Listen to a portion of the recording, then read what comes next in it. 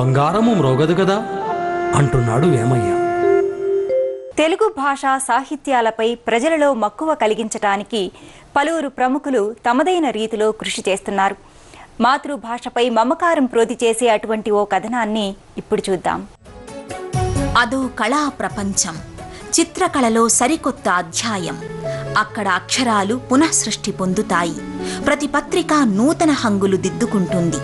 ముఖ్యంగా తెలుగు భాష మరింత అందంగా కాంతులీనుతుంది. ఆ కళాకృతుల మధ్య దార్ల నాగేశ్వరరావు తనకిష్టమైన మాతృభాషకు నగిశీలు చెక్కుతూ ఉంటారు. తెలుగు భాషకు మూలమైన తెలుగు లిపి ఎప్పుడు మొదలైంది, ఎలా మొదలైంది, ఏ కాలంలో మొదలైంది, దానికి సంబంధించిన ఆధారాలు కొన్ని సేకరించి అది ఆర్టిస్ట్గా ఒక చార్ట్ మీద రాయాలనుకున్నాను. గుంటూరు జిల్లా తెనాలిలో జన్మించిన దార్ల నాగేశ్వరరావు కళ మీద మక్కువతో ప్రాథమిక విద్య పూర్తి కాగానే రాష్ట్ర దేవాదాయ శాఖ ఏర్పాటు చేసిన చిత్రకళ, శిల్పకళలో చేరారు. ఆపై చిత్రకళకు సంబంధించిన పలు మెళకువలను నేర్చుకుని రాష్ట్ర ముద్రణాలయంలో చిత్రకారునిగా ఉద్యోగ జీవితాన్ని ఆరంభించారు. ఎప్పుడూ భిన్నంగా ఆలోచించే దార్ల నాగేశ్వరరావు 2004లో ప్రపంచంలోనే తొలిసారిగా రెప్లికా ఆర్టుకు శ్రీకారం చుట్టారు. దినపత్రికను చేతితో ఉన్నది ఉన్నట్లుగా కాపీ చేయడమే రెప్లికా ఆర్ట్. ఆధారాలు సేకరించిన దాని మీద అది పుస్తకంలో కానీ నెట్ ద్వారా కానీ దాన్ని ప్రింట్అవుట్ తీసుకొని చార్ట్ మీద దాన్ని లైన్ డ్రాయింగ్ ముందు వేసుకొని అవుట్లైన్ మనకు కావాల్సిన రంగుల్లో కానీ లేకపోతే ఈ బ్లాక్ అండ్ వైట్లో దాన్ని చార్ట్ పెయింటింగ్ చేయడం జరుగుతుంది. మనకు దొరికిన పెన్నులన్నింటినీ మనం వాడటానికి ఇందులో ఉపయోగించుకుంటాము. స్వతహాగా తెలుగు భాషాభిమాని అయిన నాగేశ్వరరావు ఈనాడు పత్రికలోని ప్రతి పుటలోని ప్రతి తెలుగు అక్షరాన్ని మక్కీకి మక్కీ ముద్రణ వలె తన కళా నైపుణ్యంతో పునఃసృష్టి చేశారు.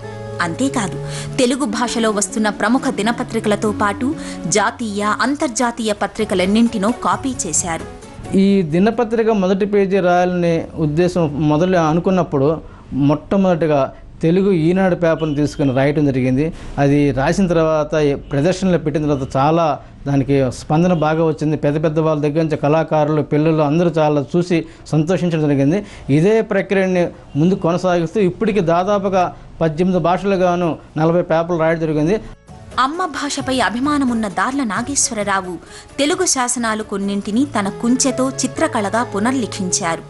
తమిళ గ్రంథలిపి, శాతవాహనుల కాలం నాటి శాసనం, అశోకుని రుమ్మిండే శాసనం, ఇక్ష్వాకుల కాలం నాటి శాసనం, ఎర్రాప్రగడ కాలపు లిపి, శాలంకాయన నందివర్మ శాసనం, కృష్ణదేవరాయల శాసనం, తిక్కన కాలపు లిపి, పూర్వ చాళుక్య 2వ భీమరాజు శాసనాలను, వాటికి సంబంధించిన నేటి కాలపు లిపిని అర్థవంతంగా తయారు చేసి ప్రదర్శనలు ఇస్తున్నారు.